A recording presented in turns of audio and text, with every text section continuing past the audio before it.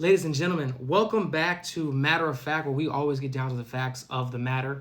Today we'll be discussing Baltimore Ravens quarterback Lamar Jackson and the abysmal ranking he received on this year's Top 100 list. Now, for context, the NFL Top 100 list is an annual list ranking the top 100 players in the league and is voted on by the players.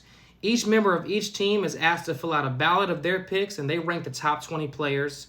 Number one spot is worth 20, number two spot is worth 19, so on and so forth. Once all the ballots have been put together, they rank the players based on numbers. This year, Lamar Jackson ranked as number 69 on the list, as the 69th player in the National Football League. Now, mind you, Denver Broncos wide receiver Courtland Sutton came in at 68. Shout out to Courtland. 69 is a long way away from where Jackson debuted at number one on the list in 2019 after he was voted the MVP. But for this specific discussion, we're going to keep it specifically to quarterback play and quarterbacks. Now, the only QBs that Jackson was ranked over this year are Bryce Young at 98, Brock Purdy at 85, Baker Mayfield at 77, and Jordan Love at 72. And ladies and gentlemen, that's not even worth discussing. So we're just going to put that to the side for a second. Now, the executives, the coaches, and scouts, came out with a list ranking the top 10 QBs in the league going into this new season. And that list goes: number 1, Josh Allen; number 2, Patrick Mahomes; number 3, Matthew Stafford; number 4, Joe Burrow; number 5, Lamar Jackson; number 6, Dak Prescott; number 7, Justin Herbert; number 8, Drake May; number 9, Jared Goff; and rounding out that list is number 10 is Caleb Williams. Now, if you ask me, the only one of those that I can truly say is better than Lamar is Patrick Mahomes. And that's specifically because of, obviously, the rings, his first-team All-Pros, and his MVPs. And I'm not necessarily mad at Matthew Stafford either. He is the reigning MVP and the reigning first-team All-Pro, and he does have a Super Bowl ring. Even though he didn't necessarily play exceptionally well in that game, I could understand having him above Lamar. But that is where the list stops. Now, starting at the top of this list is Josh Allen. Josh Allen has never been first-team All-Pro, full stop. He has a fraudulent DEI MVP that absolutely belongs to Lamar Jackson, and the further we get away from that vote, the more crazier it looks. And the last time we saw Josh Allen, he was in the playoffs playing the Denver Broncos, and it was a general consensus of the NFL community that this was going to be the year that Allen and the Bills break through, because there was no Jackson, there was no Burrow, there was no Mahomes in the playoffs. So he was essentially the best quarterback left in the playoffs. And what happened? Well, the lights were too bright and the stadium was too loud. He had 4 turnovers in that game, 2 picks, 2 interceptions, and he almost had a third fumble lost. He fumbled the ball 3 times. They recovered 1. So I'm not okay with having Josh Allen above Lamar Jackson. Now, going to Joe Burrow. Burrow is a great QB.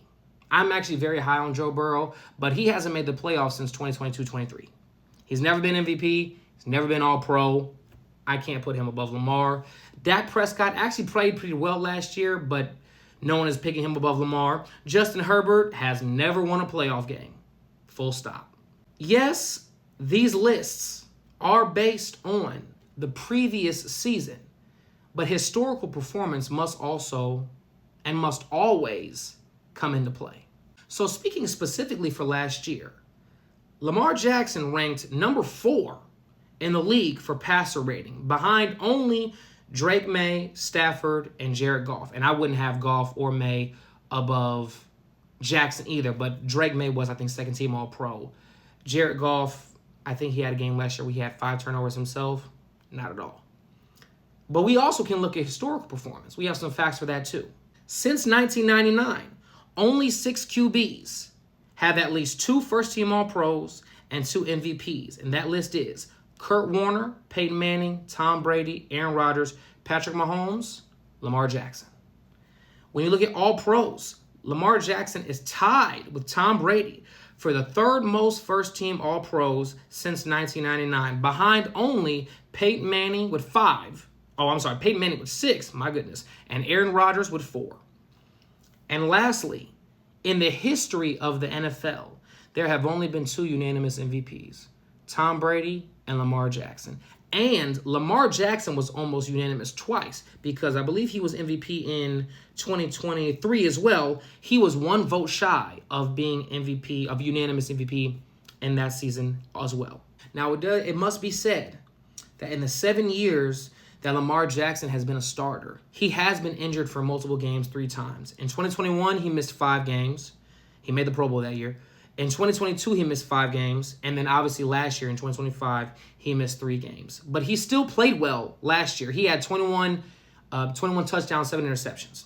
But it must be said that in the 4 seasons where Lamar Jackson was both a starter and fully healthy, he has rendered 3 first-team All-Pros, 4 Pro Bowls, and 2 MVPs, should be 3. As long as Lamar Jackson is in his prime, which he's in now, he will always be a top 10 player in the league. It doesn't matter where you put him. As long as he is in his prime, he will always be top 10. Being ranked 69th is criminal. And ladies and gentlemen, those are the facts of the matter.